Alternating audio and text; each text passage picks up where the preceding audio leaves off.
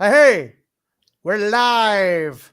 Woo! Welcome to another Trashfire. Myself and the gorgeous Jen Mitchell.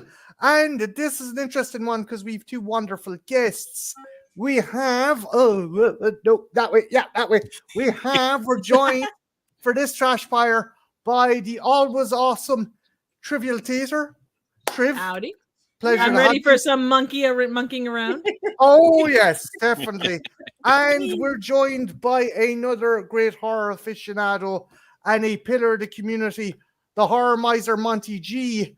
And yeah, Jen decided for this trash fire, we're going to review the 2001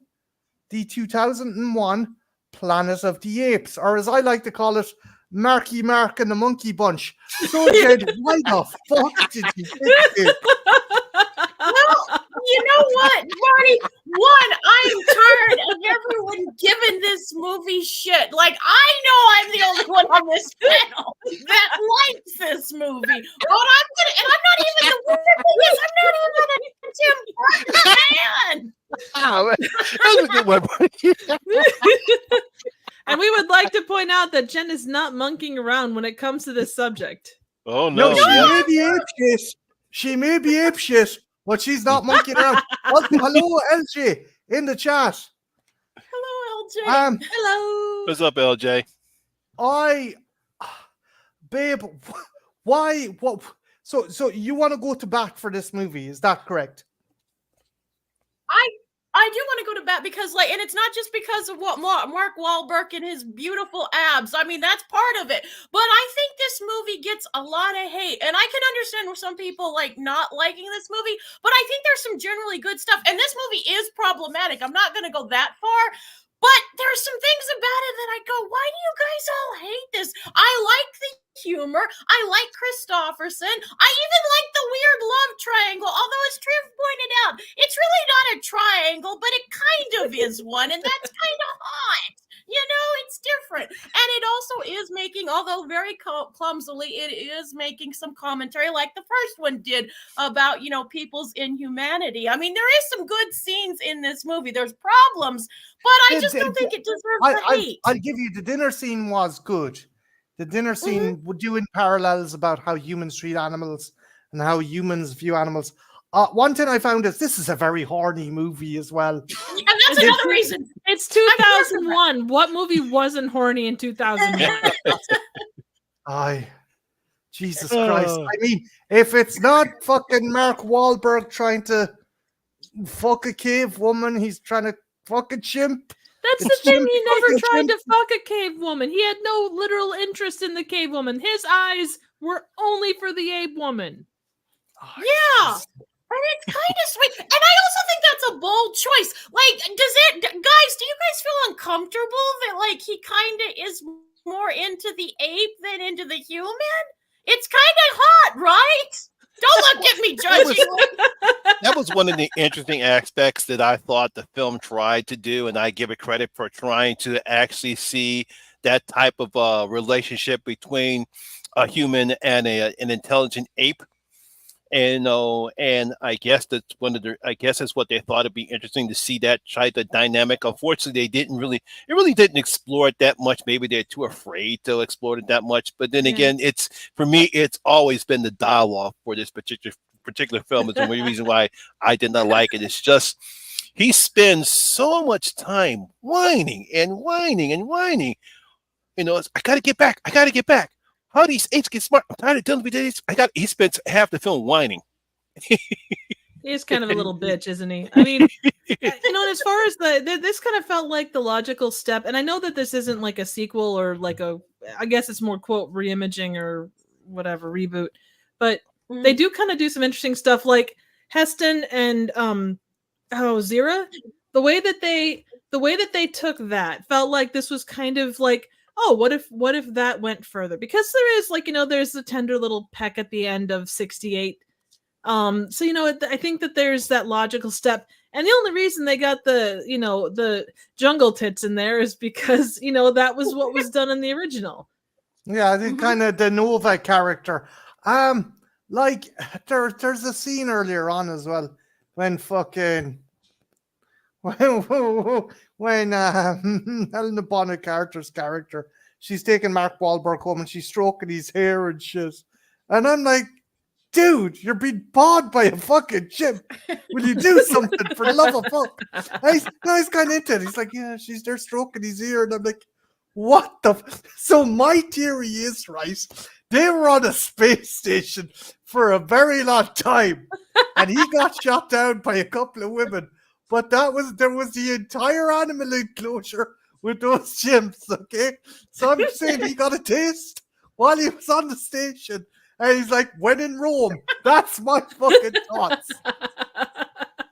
But there's actually a really sweet scene toward the end of the movie where, because the apes are afraid of water and they have to go, and Mark Wahlberg goes, I won't let you go. It's actually kind of a sweet scene. Like, every time I see that scene, I think, that's really sweet. It kind of, but like Triv's right, he doesn't have any interest in Jungle Tits. And Jungle Tits gets jealous multiple times during the movie, but like, Mark Wahlberg's like, no. I like that. Jen, I'm sorry, but like the fact is, he's. I'm just gonna be honest. She looks like the king of pop. I'm sorry, she looks like the fucking king of pop. If she went Simone, yeah, and if she done that, I would not be surprised.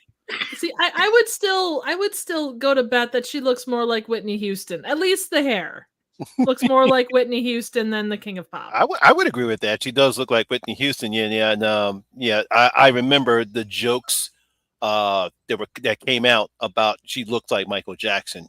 A lot of people are saying that about the jokes about that. It's like, what happened? I thought that was Helen Bonham Carter, not Michael Jackson. And of course, that drew out some laughs in this particular film. LJ, how the fuck did you get Sandra Bullock from that image? I can kind of see if you go back to like the 90s Sandra Bullock stuff, at least with the hair, because it was really, for me, it was the hair that made it. Sandra Bullock has hair like a chimp. Well, I mean, kind of. She's flat chested. It's a thing. Yep, I was right. I kind of think because of the straight hair, I can see somewhat of Sandra, but I'm more Whitney Houston than Sandra Bullock, so I see more of that in her. Yeah. No, agreed. And Mark Wahlberg was her bodyguard. Yeah. Well, he does kind of. I will always throw poo. Will always throw poo. See? Exactly. Which, on the subject of that, and I know we talked about this before we went live, and I think it's one of the things that took me the most out of the movie. The makeup in this movie is so inconsistent across the board. You look at like Tim Roth's character is so good, and he's just he embodies everything about the monkey, and you can't expect everyone to have that same level. But then you get like every single identifiable female monkey of any kind across this movie, and they all just look like they gave them like, okay, we're gonna do your hair, and then we're gonna build the rest around it. They've got a snout, but that's kind of it. There's nothing else that identifies them as, and like from the back, it'd be like, oh, look, there's another human. Oh God, never mind. Where'd you get the mustache? I think it was a case of, we got we got Helena Bonham Carter, we got Sadie Frost, we got all these good looking women. We want to show off these good looking women, but we want to make them look like apes, and you end up achieving neither. Yeah. It's just. It's kind of like the Uncanny Valley thing. Like it's for some reason it's like the complete opposite of what they did with Lion King. They needed to like pull that to where it was kind of animate or anthropomorphic, and they didn't go far enough with this. Yeah, but there's got to be some people that found a sexual awakening with these women, right? How could you not? They look amazing. Their makeup is on point. Whoever their monkey, makeup artist is, my guide. But it was Rick Baker. Yeah. Just I can just, Jen, if what you're saying is true, you just know some poor bastard went into a chimp enclosure and got his penis ripped right fucking off. Well, if he's willing to do that for love, I wouldn't do that, but apparently he felt he could. I just hear an ape version of Meatloaf right now.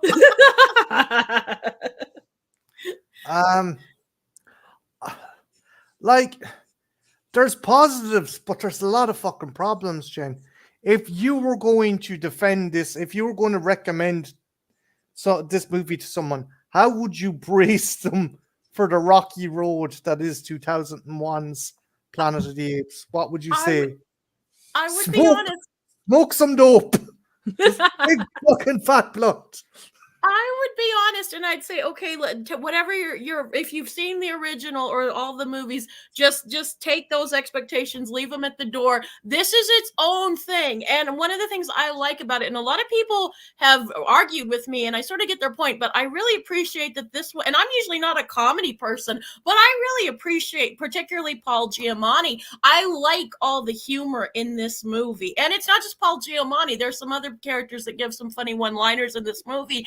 And I kind of like that. Like, I know we're dealing with serious subjects, but it kind of lets you know that this isn't that kind of movie. Like, we'll tackle those subjects to a point, but we're also here to have fun. This is a fun This is a popcorn movie is what it is. It's a summer blockbuster. Well, it wasn't a blockbuster, but it was a fun summer movie that you just go to get out of the heat. You get to see some cool monkeys, and Michael Clark Duncan gets to say the line. And I like that we have the cameo from Charlton Heston. I fucking love that it was Charlton Heston that makes that cameo, and he talks about guns, and Charlton Heston was NRA, right? So I love that speech he does about the guns. It's really clever. Like, I know some people will go, Jen, it's way too on the nose, but I thought it was damn clever. That is what I really like about this. It's a big part of it is fun, but there is some good points that it makes with it along the way, but it's still way more in the entertaining category than an impactful one. And there's nothing wrong with that.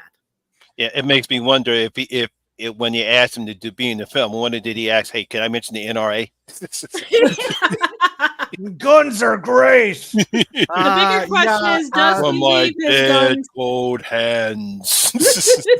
Does he leave his guns, though, inside of the giant breakable teardrop blood drop thing set behind like a thing of fire? Yeah, it's like, why the fuck you... Also, how did you construct a sacred kind of heart fucking religious symbol with a gun inside? What? How did that? Like, did you go to the glass blower? Can you put this in the center? It's a fucking gun, man. What the fuck are you talking about? Well, you see, he killed the gun, and the gun spirit went inside of the giant teardrop thing, and then it reformed over the course of time. And it was like a phoenix and shed its skin multiple times, like a reptile, becoming like a little bit rusty, but also causing all of the dirt or the ash or whatever. The thing that bothered me, right, Triv, was the gun. Okay, it was a bit rusty, right? Yes. Mm-hmm. I was like, how the fuck is that still intact after thousands of years? That's another problem I had with it. It's like, wait a minute, how's that gun still working? Yeah. Repeat to yourself, it's just a show. You should really just relax. And the fucking, but you know what? I wasn't so bad, Monty, till they got to the fucking ship. Oh yeah. Also, Tembo said, I saw this and Princess Diaries in theaters on 2001, the same day. Hey, Creepy McGee. Also, Heston held an NRA rally in the same town as Columbine shooting a month after the fact, even though those affected asked him to cancel. Trash human being amazing. Yeah, I agree too. Tembo, you're dead right. Guy was a fucking dipshit. He caught a huge flack because everyone told him please cancel, but of course he did it anyway, and he caught a huge backlash from it too. Not to go back to 68, but I think the way that he was in 68 was a lot of the way he was as a real person. Like I feel like you're seeing him on screen, not the character. Like, because just everything about him was force his way through. Manly man. Oh yeah. That was the 60s, Triv. You had James Bond. No, I'm not disagreeing. I'm just saying I think that the person that he was, I think that if he put his mind to something, it was going to get done regardless. Yeah. He didn't give a shit about anybody else in that respect. Nope. Yeah. And I wouldn't agree with his points of view, but I guess you got to respect it. He did keep what he believed in, I suppose. Not that I agree with it, but not everyone can say that they do that. Mm-hmm. Excuse me. But Triv, was there anything you liked about this movie? So I thought that the scenery for 2001, it fit in with, I mean, obviously it's gonna fit in with that time, but I thought that they did a good job with the set dressings. Most of the monkey makeup was very well put together. The only thing I would say is that it was kind of inconsistent. Yeah. Tim Roth obviously steals the Yes. show. The man just, the fact Yeah. that he like jumps on the back of a horse the way you would expect a chimpanzee to jump. Well, I think he was a chimpanzee, right? Yeah, Yeah. he was a chimp. Yes, yeah. Like the way he jumped on the back of the horse, that was incredible. There was, like Jen said, there's a lot of moments about this. I'm not sure I feel as strongly in the positive as you do, Jen, but I do think that this does have some redeeming values that make it not to the point of being as bad as, you know, the reputation that it has. Yeah, I agree. It's not a total dumpster fire. Oh, Jesus, thank you, Creepy McGee. Creepy McGee has said, I don't know, short commentary. He said, Dune 2's going to have to wait. Finally watch Aw. Dune 2 on Max. What Trashfire is on, and I'm Yay. sorry, Dune. Gonna have to wait. Appreciate that, Oh, brother. Thank you. Oh, We love yes. you, Creepy McGee. Thank Yes, you. you the man, creepy. Woohoo! Monty, was there anything that you thought was kind of creative or at least something kind of fairly redeemable that you thought kind of, while you didn't totally, this movie didn't win you over, was there anything that it did excel at that you found? Well, like the fact that Jen said earlier, it's its own movie. They didn't try to copy anything of the original '68 film. I like the fact that it was in modern times. They didn't try to go back in '68. They tried to, it's basically its own story. It was just called, it was Planet of the Apes, but it was its own story. So I will give the writers and the directors credit for creating its own story. You know, unfortunately, it's just that, you know, it's just like they took elements of some of the aspects of the film and the novel that it's based upon, but that was basically it. It's its own movie. So I will give them credit for creating it and not trying to create a carbon copy or do some of the things that the original film did or any of the sequels, but it's its own story. It's its own movie. It does Agreed. its own thing. It's unique. Tembo, that's a brilliant comment. You did it. You blew it up, folks. I like again. Tim Roth was the highlight for me.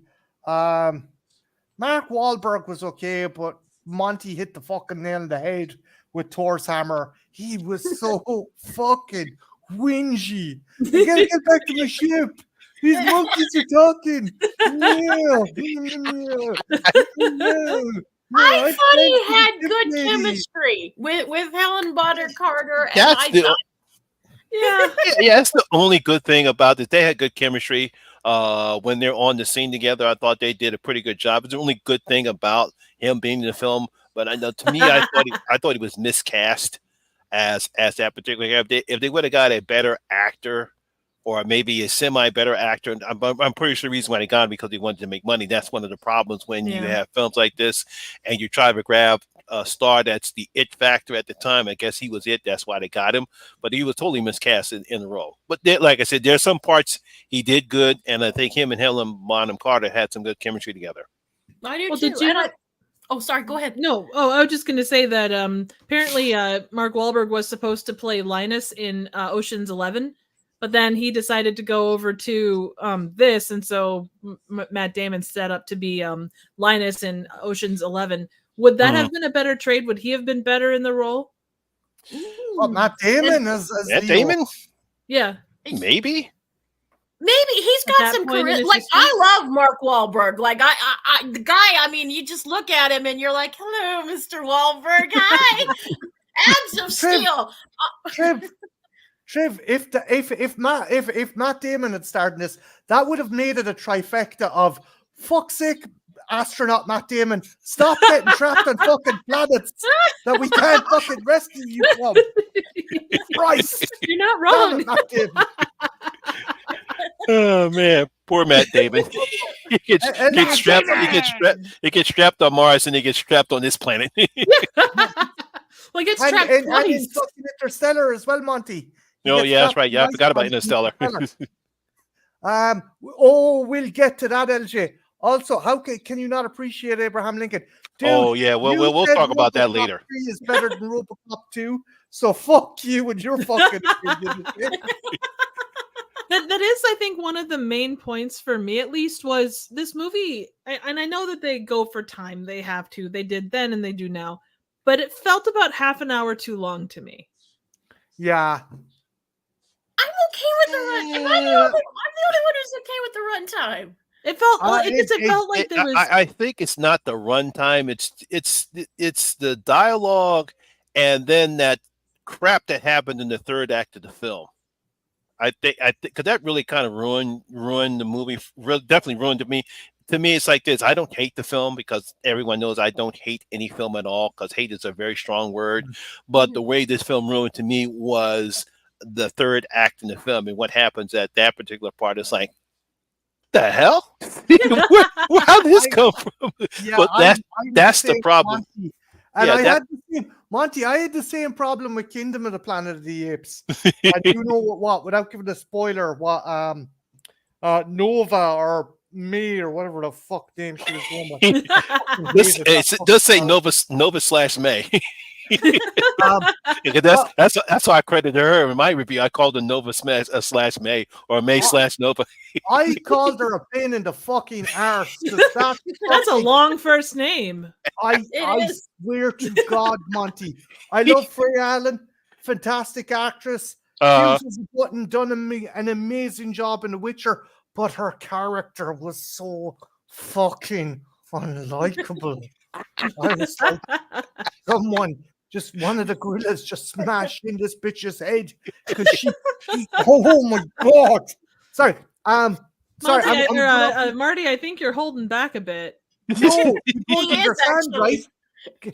Because I understand that part. You're not the only person that did not like her character. Some of the other people I said they didn't like her character, but I think the way she's written and her motivations, not to spoil anything, is to make you not trust her. Just like it is how the apes and the chimpanzees, especially with Noah, whether or not he can trust her or not trust her, based upon what happens, especially in the third act of the film. And what they discover in the third act of the film sort of plays into, do we really trust her? And then the last part of the scene, whether or not when he makes a statement to her, I think that gives a good indication about whether or not apes and humans can coexist. The bit that got me, and I'm not giving any spoilers, where she goes to say goodbye to Noah, and Noah's frustrated. Oh, yeah. She goes to say goodbye to Noah. Noah doesn't want anything to do with her. She goes out of her way to say goodbye. He's frustrated. And she starts going for a fucking pistol behind her back. And I'm like, this bitch is an absolute see you next Tuesday. She's a fucking see you next Tuesday of the highest level. Sorry. Appropriate. Also, creepy. Jen, Creepy agrees with me on that point as well that I made earlier on. Creepy says, I couldn't get over the humans not being able to speak. They weren't cavemen. What the fuck? Why didn't they sharpen sticks and fight back? Yes, the humans shouldn't have been as subservient. In the 60s version, yes, because they weren't as intelligent. These were fucking intelligent, capable humans. Why did they allow the fucking... I get it. The apes were stronger and faster. But, I don't know. Just the humans in this pissed me off. You could, this is going to go on a dark turn, but you could sometimes it doesn't matter how strong. Sometimes it's just like, look at what happened back in World War II. Why didn't they fight back? When you got just a number of people, the dynamics can change, and it's interesting, the human psyche. So I can kind of understand why, they saw a few people get strung up and dead, and then your thing for fighting might not be as sharp. The human thing for survival is interesting sometimes. Sometimes to survive, you got to go through some hell. Jen, Tembo has a question here. What type of ape / monkey would you be in the Planet of the Apes universe? No, that's an interesting question. That is. That's an interesting question. If there was one character I truly liked in the remake, it's the what's this guy's Kerry Hanekro Tagawaga? Oh yeah. He was the guy who taught Asher. He was the original general, And was he the original. sided with Helena Bonham Carter's character and lost his position in the army, if I'm not mistaken. Yeah, I think he was the best character in the film outside of Tim Roth's character. I really liked his character. I thought his makeup was great. You couldn't even recognize him, but he's got that distinct. He's got Monty, distinct voice. Did you find his makeup was actually better than Michael Clark Duncan's? They were both good. I can't say whether or not I like. They both did a good job. And as far as their makeup was concerned, I like Michael Clark Duncan's. His makeup was great. Carrie's makeup was great. I mean, it was fantastic. I mean, out of all, I think Carrie's was better. I think he looked more simian. Michael Clark Duncan's was good, but you could still kind of see the actor through the makeup. And I don't know what it was. But Mr. Dan says, "Hey guys, Mark Wahlberg is great at playing Mark Wahlberg." Yeah.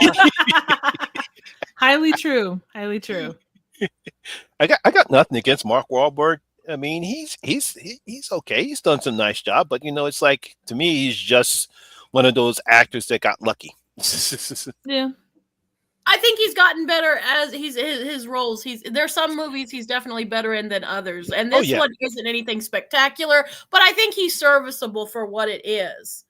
And I would probably definitely be Helen Bonham Carter, because I sort of have I would probably be like, this isn't right, and I also want to fuck Mark Wahlberg. So those would be, I'd be her probably. I'm going to get something stronger to drink. Be right back. If we're talking general monkeys general monkeys that would appear in the universe, like these guys, I would want to be a Japanese snow monkey, because they hang out and chill out in warm springs. But but if we're talking monkeys in this, probably Helena Bonham Carter's character, or as long as I'm not just horny for Mark Wahlberg,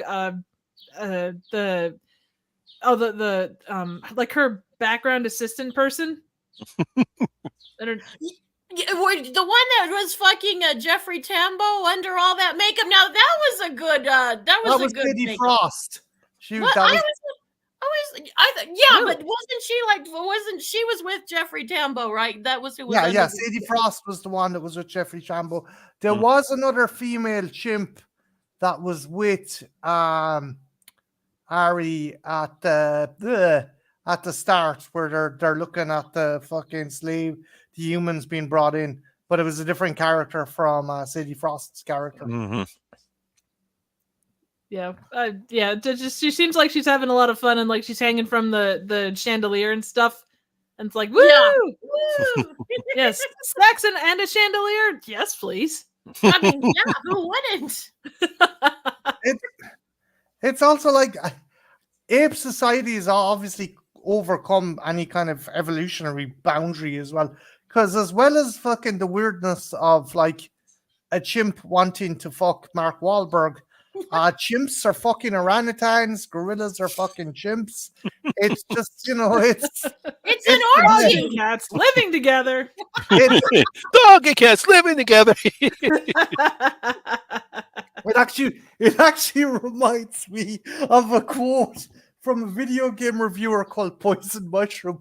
He used to review terrible video games, and one of them was Noah's Bible Race, where you play animals and you race the ark before it floods. But there's a disco at the end, and your man in sheer shock at this at the end of the game. He goes, "Look, let's be honest, guys. If this happened, those animals would either be eating or fucking each other." So.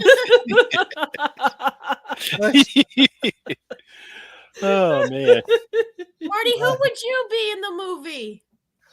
I'd probably be a chimp. Yeah, it was cool. They did buck the trend. The other cool thing with Tim Roth is because in the classic Apes movies, the gorillas were always the antagonists, but you had a chimp character in Tate. And again, Tim Roth, his movement was fucking brilliant. I'd love if for the new trilogy they brought him back and got him to do mocap. Oh, that'd be amazing. He would be fucking savage to do that. Oh yeah. Well, too, and this is, you think like Napoleon, he was, this Tim Roth's character does kind of seem like he's got a little bit of Napoleon syndrome. Like Yeah. he's shorter, he's kind of balding. Clearly he's been rejected, and in the animal world, if you're rejected, you're kind of shit out of luck when it comes down to it. So like he's got that sexual frustration, he's got like, trying to prove himself and everything else. And plus, second generation leadership there too. Plus Charlton Heston as your father. I mean, my God. Can you imagine the stress of that alone? So as well, humans are considered animals. The girl you like is like, hey, I like you. No. Yeah, that's great, Tate. I want to fuck this Doberman I found out in the street. Hey, better yet, you could be the succubus in Siren. I like you. I like you.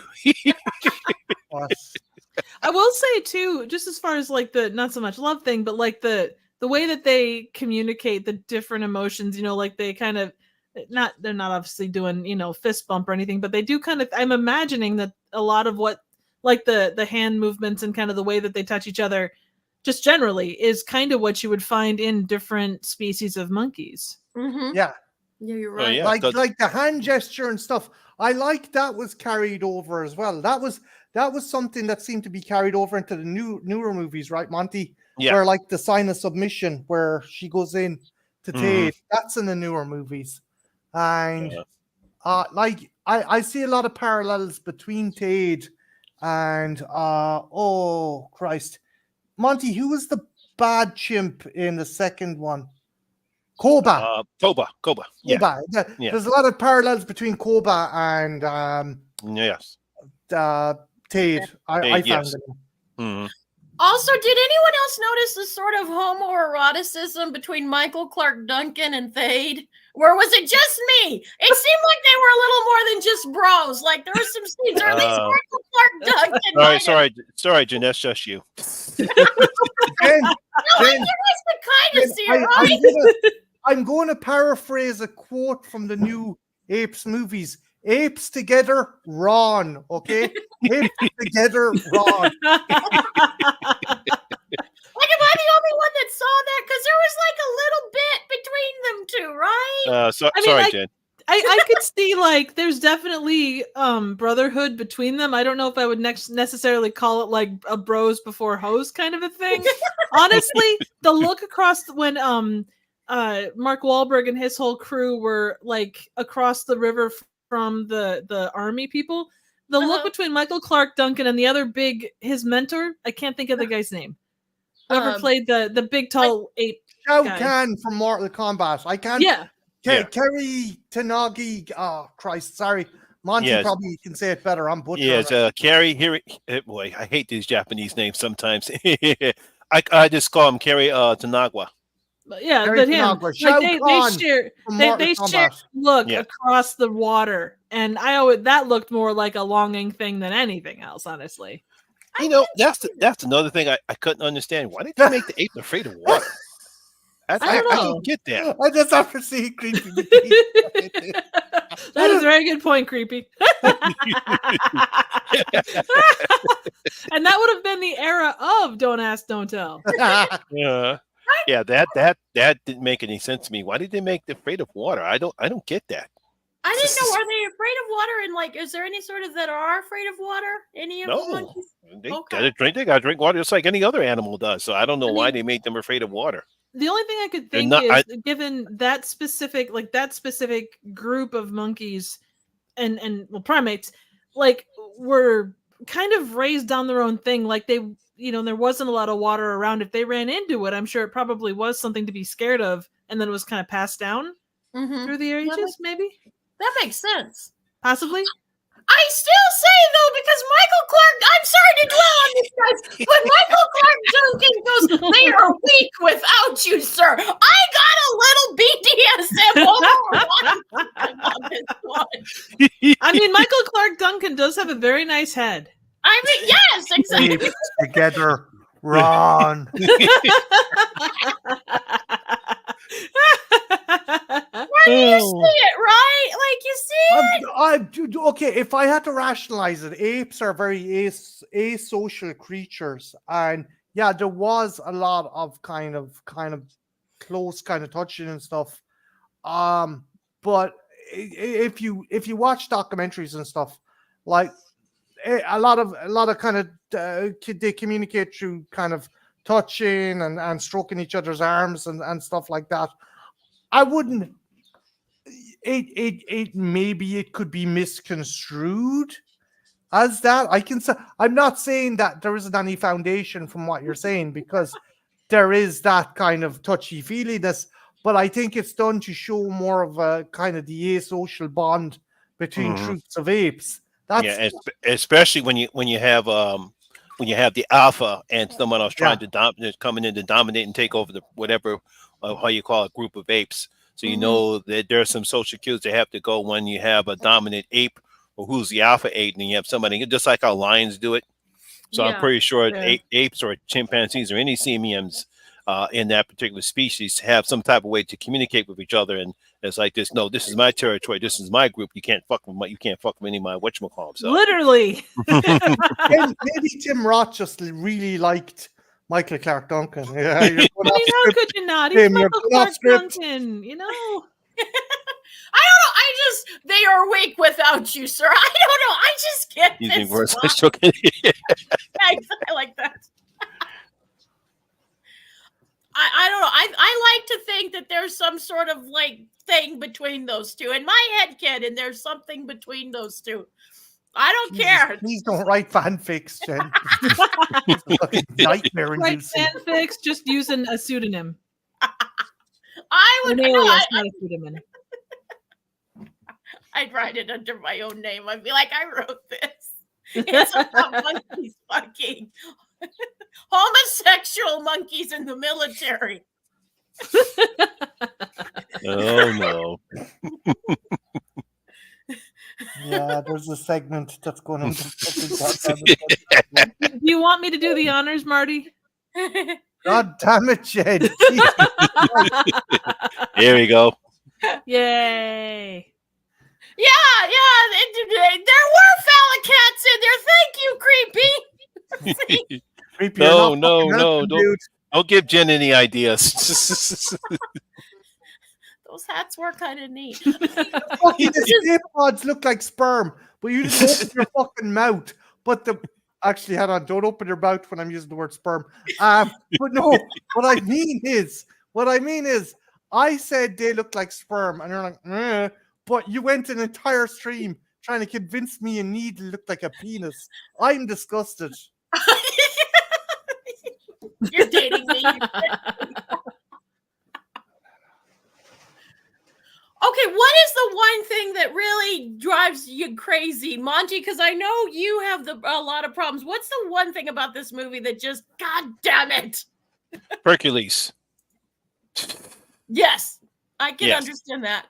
Yeah, that the small chimp. And again, this is the problem when you have time travel in movies.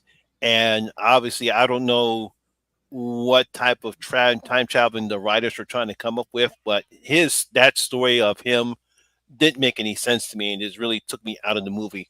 You know, I could see when they were praying to him, they were talking about that, especially Michael Duncan's character. You know, he really, it's like there was a religion built around him, and then when all of a sudden he comes back up and said, "That's him." It was a total disappointment. I expected something a little better, how much they played up to his supposed character, and it turned out it's the same little chip that was in the beginning of the movie. That's the best you guys could come up with. I think it was basically a bunch of wormholes. Fucking the station went through a wormhole that sent it thousands of years back. Then fucking Mark Wahlberg went through another wormhole that was 1,000 years after the station crashed, and then fucking Hercules or whatever the fuck he was called went through the next wormhole and arrived after him, even though he left before him. I get that, but yeah, it's very confusing as well. Yeah. My other issue is, Jen, and I'm not trying to be problematic here or anything, Oh, please do. So the chimp comes out, and they're like, "Oh, he's a god." and he's great." Semos. Seymour, they think he's Seymour. Yes. And, Yes. and Mark Wahlberg look after him, and it's like, you're now a race of advanced apes praying to this fella, and this fella that like. I'm trying to word this in the least offensive way. That chimp would be the equivalent of Corky from Life Goes On to those other fucking apes. I'm sorry.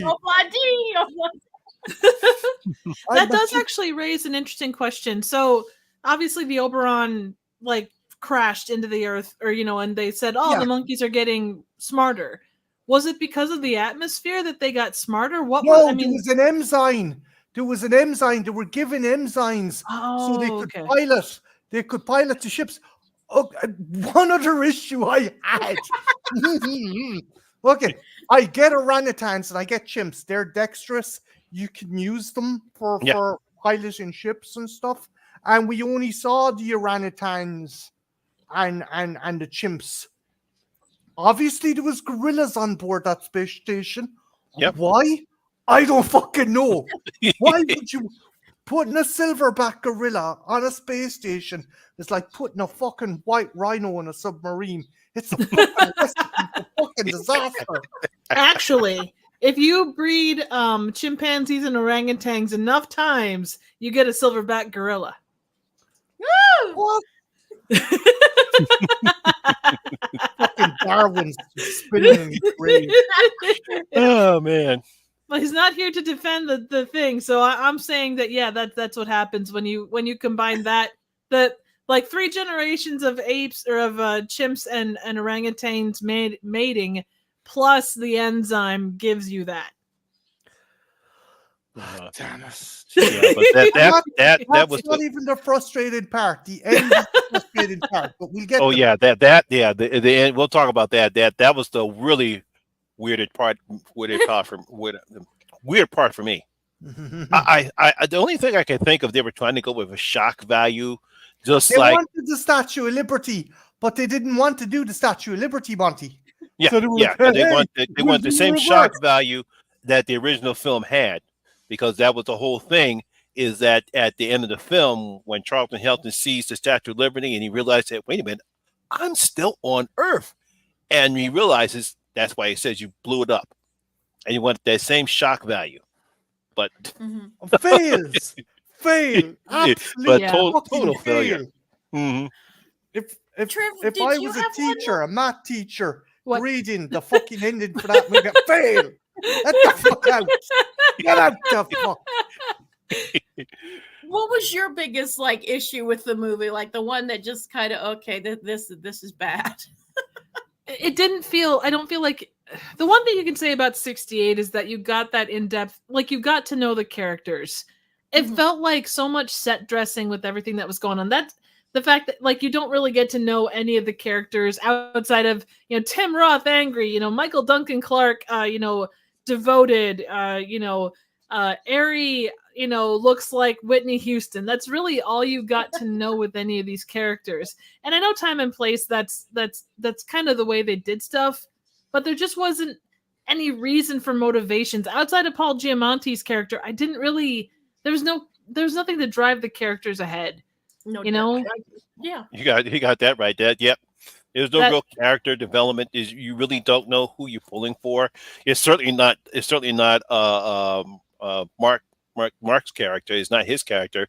You feel maybe something for Tim Roth's character because you getting behind him. You might feel something for Michael Dunn Clark's character, but there's really no one to say, okay, who are we pulling for here? if they're trying to get, do you want something, Monty? I'm going to go into a tirade again. Oh no! Everybody, batten down your hatches. Cross your legs. Go ahead, rant, Marty. You know how much I love rants. As bad as fucking Mark Wahlberg's character Leo is, and as annoying as he is, at least he's not that fucking bitch in fucking Kingdom of the Planet of the Apes. Oh my good God! You didn't want him to get raped by monkeys, right? No. Well, except for the one who wanted to bang him, but that's different. Yeah. I guess that would probably be the other thing that kind of got my ass was just the whole love triangle, which is more like a straight line with a tiny little, adjacent thing over to the side. Not to the left. There's no, and you know kind of what they're going for with it, but it doesn't do anything. It's like nothing. Oh, things happen, and there's no real connection as to why they happen. You get the whole, there's a lot of funny shit that goes on, but it doesn't connect to anything. So, what's the basis for their relationship? Well, he took her hostage and she pawed him. Hey, fucking flirting, I guess. I mean, that's our relationship, right? Yeah, I suppose. Yeah.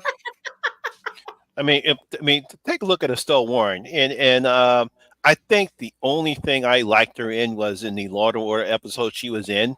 But other than that, she's I don't know. She's just something. She's just an attractive woman that's good to look at. Yeah, Monty, it was a classic thing in the early noughties. Fucking, hey, there's a model. She wants to be an actress. Let's put her in stuff. Let's put her in Driven with fucking Sylvester Stallone. It's just like, yeah, sure, love. Yeah, you get about 3 or 4 movies, and then people realize, oh shit, you can't act. You look nice, but you can't fucking act. Well, she does the best like look sultry at the camera without looking sultry at the camera look that I've ever seen on anybody's face. Mm-hmm. You're dead right, Triv. And if there was an Oscar for pouting, she'd win it. Oh yeah, time and time again. But unfortunately, there isn't. Yeah. And she gets jealous. Like, I think the jealousy looks are good when she's like, why is this monkey fucking with Mark Wahlberg? Mark Wahlberg's supposed to be into me, Jungle Tits. I'm a blonde-haired, blue-eyed beauty. My dad is Chris Christopherson. That does bring up an interesting point. When you're looking at the wardrobe of especially the humans, it seemed awful sparkly to be like on a planet. Actually, it looked like fish scale. What? Yeah. Is this Planet of the Apes or Aquaman? Someone fucking tell me. I mean, Amber Heard didn't show up, so we know it's not at least it's not Aquaman 2. I mean, a good example of that is what's her name? Gunshell Bernstein, when she played in that Tim Fallon movie with Queen Latifah in Taxi. She actually doesn't say anything, but she looks cute. And she's a bank robber, but she looks cute, especially in the scene when they're all undressing and everyone says, damn, even Queen Latifah. Hey, you know what? Game appreciates game. Right. Let's get to the fucking Oh, we're gonna get to the fucking? Okay. Do we need to give you guys some time to be able to do that? No. The fucking ending of this fucking calamity. I have thoughts, but I'll save them. Please start us off, Marty. No, Triv. I'll let you guys go first because I could be here a while. So we need to make sure our legs are closed. Our popcorn is securely fastened in our hands, and our internet connections are stable, right? Mm-hmm. Yep. No, the thing about the original is even when they get to the cave and stuff, there's no certainty. There's no necessarily happy ending that you're going to get from that movie. And you do get that same feel here. It's like they're kind of gone as far as they can go. There's no really place to go beyond that. But the way that they do the whole, we're going to, this thing for some reason, it's nuclear powered, so it'll last forever. And we're going to blow the shit out of the first row of, evil ape guys that come to take us on. But after that, when we really have to face the really hardcore guys, all we have is sticks. Yeah. And that, I don't know, that just the whole idea, I don't understand it. They exploded everybody, but they're still able to get up and fight. Oh, no. The battle was fucking stupid as fuck. Oh my god. I'm talking about the ending. Oh, the ending. Sorry. The ending is the worst case of regret, the worst case of post-sex regret I think you could ever possibly have. Jesus. Hey, fuck you. It's like you go to bed with someone, and you're like, "Oh, he looks great." And it's like you wake up and go, "Oh shit, I was wearing like the worst pair of beer goggles ever." Why is there a statue in the room with me? It doesn't even it's make like this. goddamn sense. How the fuck did It's it like happen? it's just like this. What the hell? Exactly. That's that- all. It's like that That's scene it? from Friday where they're like, "Damn." Yeah. Okay, wait a minute, guys. You guys are missing a really cool pun because Abraham Lincoln is just Abraham. like Abraham Lincoln. See, it's genius. It's fucking Jen. genius. Jen, here's the fucking thing, though. It's Tade. They say Tade. They don't even go with the pun. They just go with the stupid fucking statue. It's trusting its audience to make the connection without it. It's not trying. It's trying. Jen, you give the filmmakers a great deal more than they deserve. Oh yeah. And I'm not even a Tim Burton fan. That's the weird part. I love the fact you don't like Tim Burton, but out of all his movies, all his fucking movies. You know what? I respect the shit out of that, though. That's amazing that you found one that you liked on your own merits. Like, you found the thing that spoke to you, and it's outside the box, but you found, you went through his entire filmography and you found this, and you enjoy it, and that's huge. I do. I love Ed Wood too, but honestly, Well, we all like Wood. I mean, yeah, we all do. Well, Monty and Marty maybe not as much. Yeah, that's the point. Yeah. Oh boy. I guess that's why you like. That's why you like Wahlberg's acting. Like Ginger Ninja says, his acting is a little bit of monkeying around. His acting can be a bit wooden, so that's why you like him. Yeah, exactly. But I think that the statue, though, like Abraham Lincoln, guys, let it sink in. I mean, it's more clever. Maybe 20-something years later, it's more clever, But right? it makes no fucking sense. It's like this. Just like I said before, they tried for a shock ending, just like in the original film. And I'm sitting in the movie theater. He's flying back home, and I says, "Oh, good, this movie's finally over." And then when he lands the spaceship, and then we see Abraham Lincoln, but it's a simian version of Abraham Lincoln. I says, "Oh no, don't tell me they're going there." And then we see all the apes come out. We got ape cops, we got ape ambulance. Everyone is a simian, and I'm It's a mad world. It's a mad world. To borrow another instinct. I'm like, what? I will say though, What in the hell? It simply made no goddamn sense. It made no goddamn sense whatsoever. It just totally just like it's bad enough that the time travel and the wormhole stuff didn't make any sense and confused the audience, and then you're gonna try that. That really made no sense whatsoever. I don't mind twist in movies, as long as they make sense, and you at least had some red herrings that could at least lead to the fact. A good example of that is The Visit, because there's some aspects in The Visit when the people are supposedly visiting the kids' grandparents, and you see something is not right, and it isn't until by the time we realize that they weren't the grandparents, the mother's parents, actually they killed them and they took their place. But the red herrings were great that M. Night Shyamalan put in there, and when the twist happens, it's like, wow, that's great. Here is no, it just didn't make no sense whatsoever. I think it would have worked better if it would have been like Wahlberg just kind of silently lifts up his hands, and I think it would have been better if he would have kind of taken a page out of Heston's book and gone, "What the hell? It's all mad! You've all gone mad!" That kind of thing. I was like, why isn't he shouting and kind of pulling a Heston? I think that would have made it. That's what was wrong.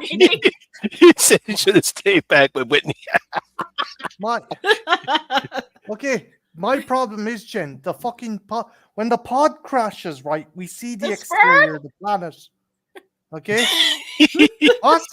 The sperm? Yes, when the sperm crashes, right? We see the exterior of the planet, okay? It's Yeah. got fucking binary solar rings.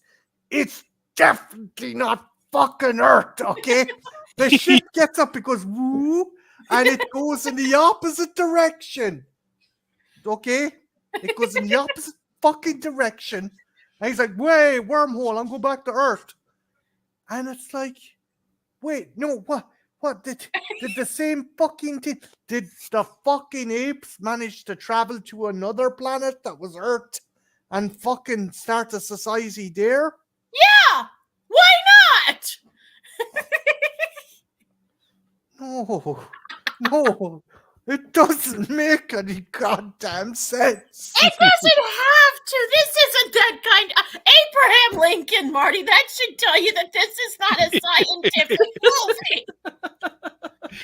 I will say though, and maybe you guys can explain this a little bit better to me. So when Mark Wahlberg leaves the planet and goes to quote Earth, is it supposed to be like at the same?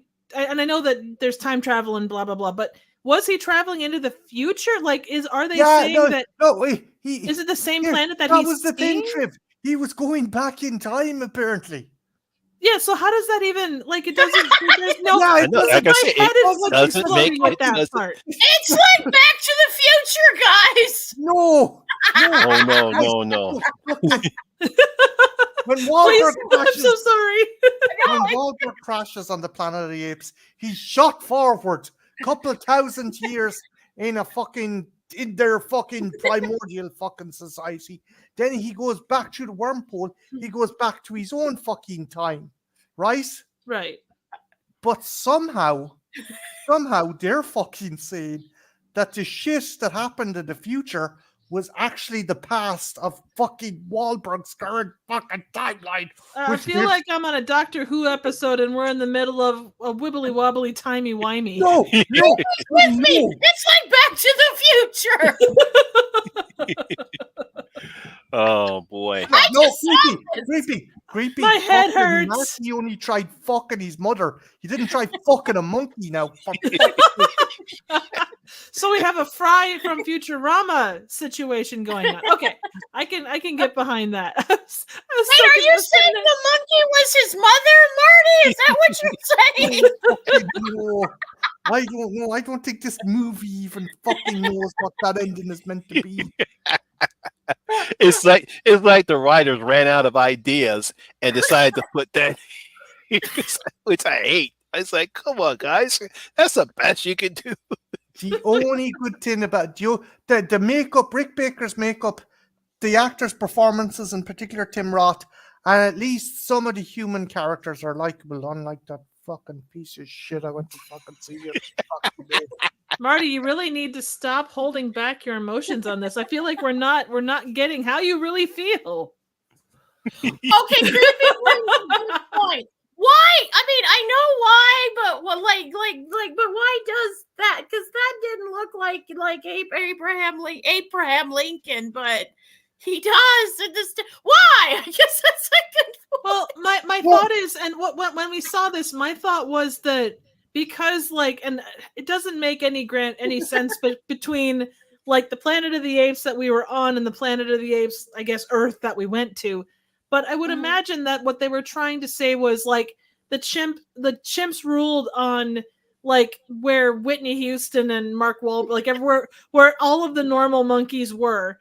And then they go back to Earth, but they're like the chimps, since they're maybe the most intelligent, they're the ones that were ruling class there, maybe?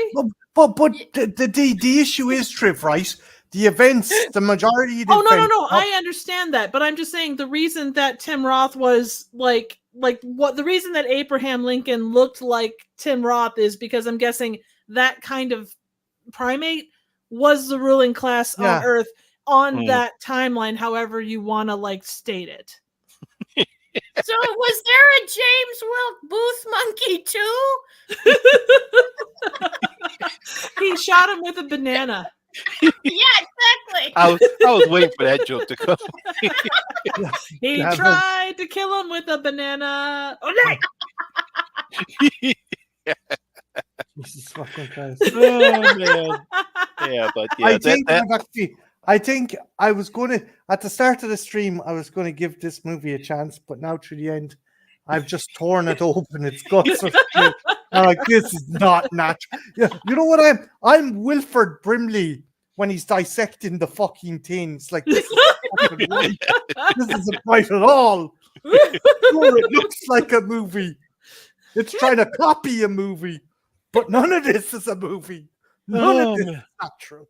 I do feel bad for this because, like, you know, they talk about kind of behind the scenes and how much studio interference there was and how much Tim Burton would have rather, I can't think of what he said. Like, he would have rather, I don't know, swallowed pennies than have to do this or do a sequel to this. But I to see what it would have been if they would have been able to take it in a direction that was more them. I wonder what we would have got. Probably something a little more better than this. A little more coherent. You Yeah. could tell that a lot of people had their hands in the pot and was, you know, making different stews. Yeah. And not one of them had monkey brains in it. They only had No, monkey brains monkey or no testicles. bananas. Yeah, only monkey testicles because it was so damn horny. Chilled Yeah. monkey brains. I'm not saying this movie is a total trash fire, but it doesn't I think make you are. sense. It doesn't make a screen. Would I recommend you watch it? Sure, if you have a fucking shitload of fucking weed or a fucking bottle of whiskey, work fucking right away. I mean, But if that's you most want movies from coherent 2001, really. You've stopped at the wrong fucking train station, my friend. I'm gonna ask Triv and Monty, would you guys say this is a trash fire? We always do this at the end of the things. Would y'all think it's a trash fire? No, I wouldn't call it a trash fire because, like I said, if it's not a bad movie, you know, it's just a missed opportunity. And I who wrote this? Did he write this as well, or did somebody I else? think there was like 3 writers. Yeah, he No. directed it, but I think William, Lawrence, and Mark. I don't know what type of story. I guess it's the thing. Sometimes when you write it on paper, it looks great, but when you unfortunately try to transfer it to the screen, it doesn't come out right. So you know, it could be one of those things. Now I don't know how much studio interference 20th Century Fox did at the time, as far as whatever story that they wanted to tell, what Tim wanted to direct. But I'm pretty sure it wasn't the mess that got put on the screen. Do you know what would make ironic sense? What's that? If the 3 people that wrote this were actually chimps. Burton was like, I want an authentic movie, and he just got a bunch of fucking gibbons or bonobos to fucking I think you got to do capuchins because they're the ones that would probably write something weird best. like this. Yeah. Yeah. Because I think this was the first movie I was very disappointed in all the movies he's made throughout the years. I think it's the first time I was disappointed in his film because I thought, you know, say, wait a minute, this is not Tim Burton. He makes pretty good movies. I love Sleepy Hollow, and if anyone Oh, fucking yes. bitches about Sleepy Hollow, Oh yeah, I'm Sleepy like, Hollow. Oh have you yes. seen fucking Planet of the Apes? Are you not fucking addicted to mescaline? What the fuck? I will say this is probably one of the most un-Tim Burton movies I've ever seen. Yes. Oh yes, I would agree.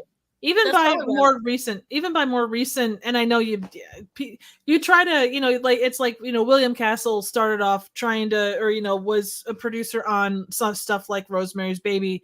Rod Serling wrote the original Planet of the Apes. There's ways to try and break out of that role of what you've done, and I'm sure coming off of a lot of what Tim Burton had done previous, he was trying to, you know, move into a different area maybe, or at least attempt it. But my scale for bad is obviously, and I think for all of us, we kind of have that. Our scale for bad is definitely different than what your average film goer is. Mhm. I don't think this suffers so much from Trashfire. I think it more suffers, if anything, from not boring isn't the right word, but there's something essential lacking from what this is. Yeah, I don't know. I can't tell you for sure what it is. Like there's little, like we've talked, there's little bits of many things that this doesn't have. But I can't sit there and say that it's not boring. It's not because there's a lot of action. There's a lot of, I think it's a connection to anything where you give a shit about a lot of stuff. And not that you need that for, yeah, there was so much that like so many little things that took me out of the movie, whether it was like the inconsistency with makeup, like looking at the way that they did, you know, Helena Bonham Carter and the other like female primates, the way that, I don't know, the way that Mark Wahlberg was kind of apathetic. The whole last bit, there was so much that just lacked, I guess. Yeah. I understand that. That's a fair point. I think you did kind of highlight. I think this is the most un-Tim Burton-y thing he's ever done, and maybe that's why I like it as much as I do, minus Ed Wood. But there's something about this movie. It's fun. I have nice memories. I actually saw this one in the theater, and so that could be one of the reasons why I saw this one in the theater. And I was like, this isn't so bad. I kind of had a good time with it. I get that it was very different from the original, and I know the original was trying to go in a much more serious direction, but I kind of appreciated that we kind of took a lighter view with this. We already have the serious one, so let's do something a little different, and you can appreciate it for that. Oh, definitely. And I will say too, like like I talked about the feeling that you get at the end of the 68 version and the feeling you get at the end of this one, they do have a similar feel. Like they follow the same path without following the same path, which I appreciated. But where this one goes, just kind of it doesn't. It both goes too far and it doesn't go far enough. Yeah, exactly. Meanders a little. Yeah, exactly. And it's not, and I guess that's kind of where I come to a point with it. Very cool. I understand. That's fine. I know I'm like the only one who's like, wee. And it's not a terrible movie. I would not say that it's not the worst thing ever put down, even in 2001 by any stretch.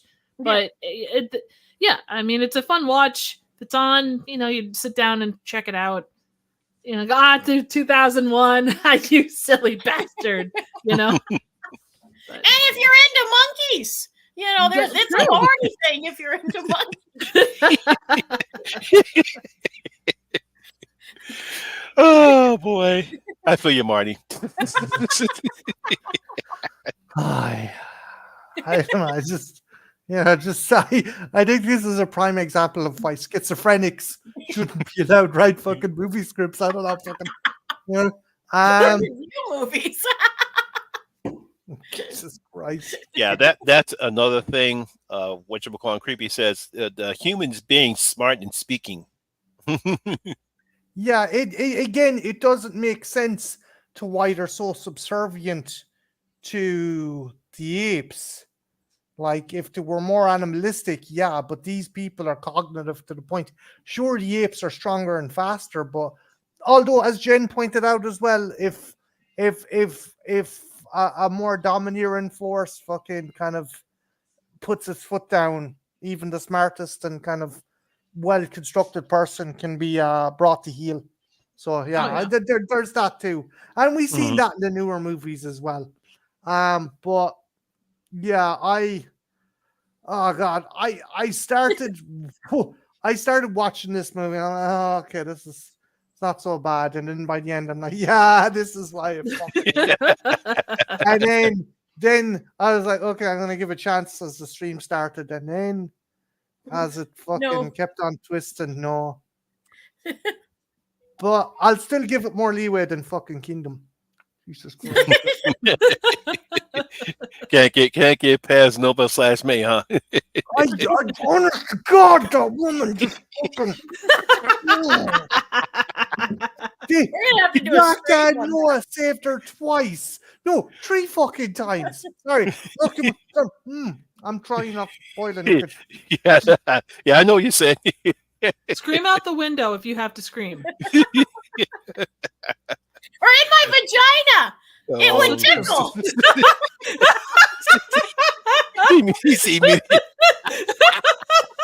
I just imagine someone like putting on AI and like trying to read what Marty was saying. Censored. Gosh darn it, movie. Censored. Delete. Like, whoa. Yeah, no, it was fun chatting about this with you guys. What? Come here before we finish up, because I know folks have got places to be and things to do. Triv, what is on the cards for Trivial Theater? Well, I plan on doing an in-depth dive into the 2001 Planet of the Apes to learn. No, I'm kidding. Sorry, that was really stupid. Why she looks like Whitney Houston? maybe down the road a bit, but for now, I'm kind of like we've talked about it, and I need to get more into the other ape movies before I feel like I can talk properly about this in context of everything else. But no, up next, I'm doing a thing, kind of a memorial to Corman with one of my favorite Corman Poe movies, Pit and the Pendulum. Hopefully that'll be out Friday, but we shall see. And also I'm doing a thing called Riffstravaganza, which is kind of a celebration on my channel for my 5th anniversary. It's kind of an ongoing thing. We'll find out more about it when it drops, which could be next month. It also might be 6 months from now. We'll see when I get editing on that stuff. So anyway, yes. I'll keep my eyes peeled and I'll pimp the shit out of it when that comes out. Monty, what about yourself, good sir? Yes, I was finally able to get my long legs trailer reaction video up today because I was supposed to put it up yesterday, but when editing, the audio crapped out. That's happened to me. Oh, yeah. And I'm getting ready to edit the thing, and next thing you know, wait a minute, that's not good. And then it finally just crapped out. I said, shit. So that's finally up, and by this weekend, I should have The Strangers Chapter 1. My review is up. And yes, I know a lot of people are saying it's a bad horror film, but I will find out when I go see it and I'll put my review up. Then I'll watch everyone else's and see if I agree with them or not. Man, you've a terrible poker face. Don't spoil it for Monty. Don't spoil it for I'm not Monty. saying it, Monty. I'm just saying. Hey, Jen, did you hear that Marty wants to poke your face? No! You're like everyone else. Just don't get a penis or keys and it changes your mind. No, I don't want to run. Like, all I'm saying, Monty, is it's not. It is and it isn't as bad as everyone says. We'll talk after you've seen it, but it both. Yeah, because like I said, I think the horror couple I saw their their thumbnail saying it's not as bad as everyone said it is. Mm-hmm. But like I said, hey, look, I'll find out when I see the film on this weekend and then put my review up. You're not going to the theater, are you, Monty? Oh, You're yeah, not I'll be paying going for this. Okay. So she's saying that may affect your thoughts on it. I think we'll see. We'll see. Hey, look, I went to go see Night Swim in the Imaginary Self. Yeah, that's true. God, Night Swim. You know what? I went and saw Battlefield Earth back in the day. It's okay. There's going to be those movies. I fell asleep in that fucking movie.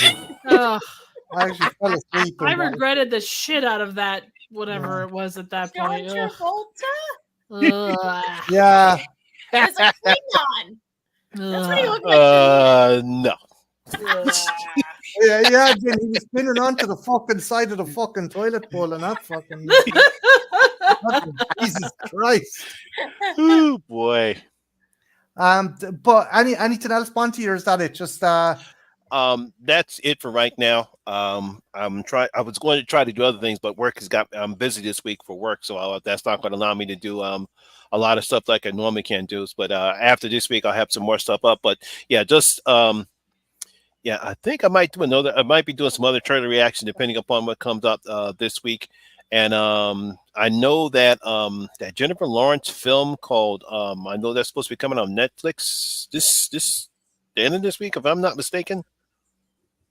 I might be. I'm not sure. Jeez, I don't know. I have to take a look because I just saw another advertisement for it. And I know it's supposed to be coming out.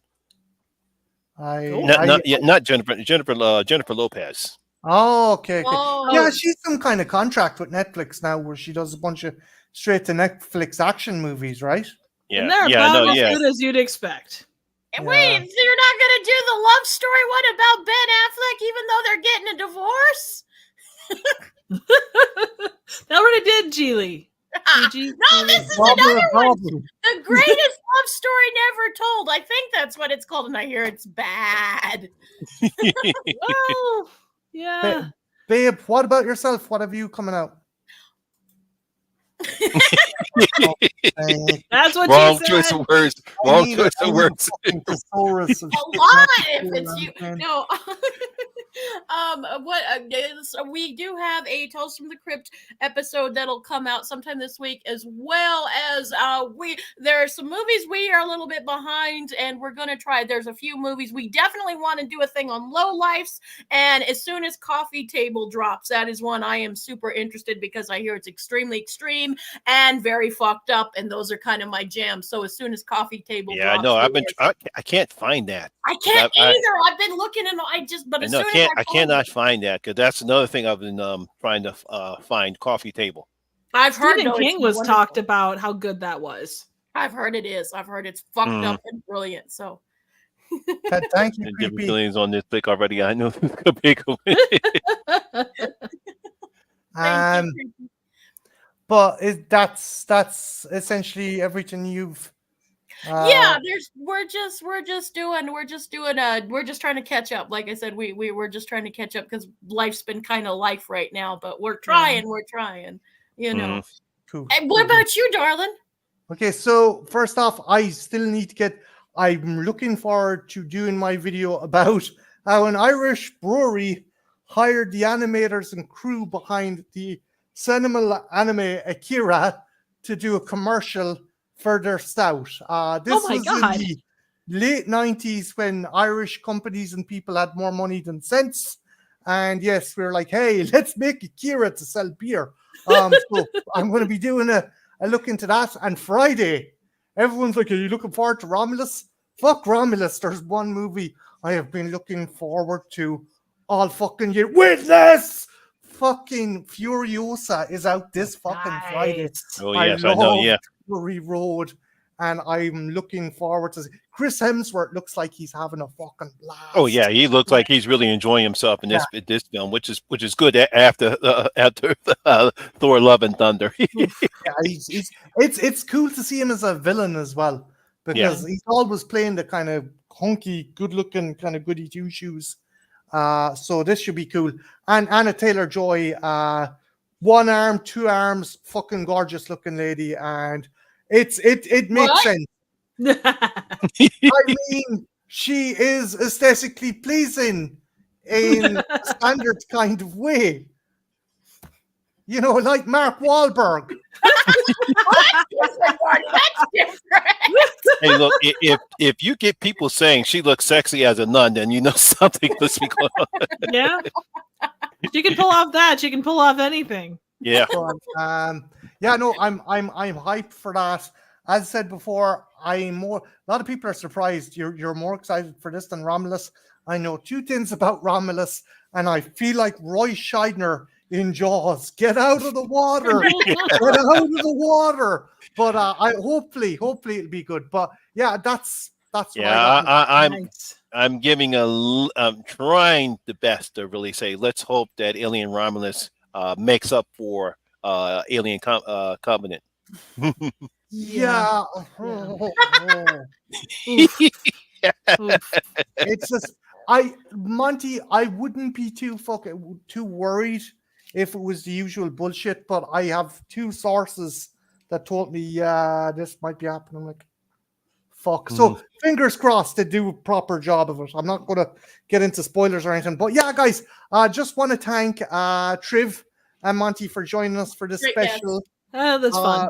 Yay! Trashfire. And I don't know if I have them in yet, but I will have links to their stuff and their channels in the description after. Make sure you check them out. If you don't, I'll fucking send Jen after you. And nobody wants that. I want to be everyone's friend.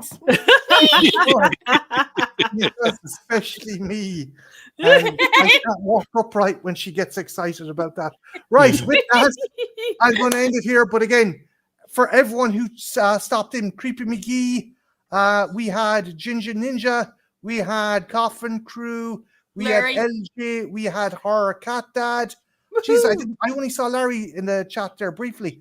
Mr. Dan and Horror, Tembo TV or Tembo Cinema. Thanks a million for stopping in, guys. You're absolute fucking legends. And again, thanks to the two fantastic people who joined us. Have a good one. Take care. Good night. Stay safe out there. Penises in space. Work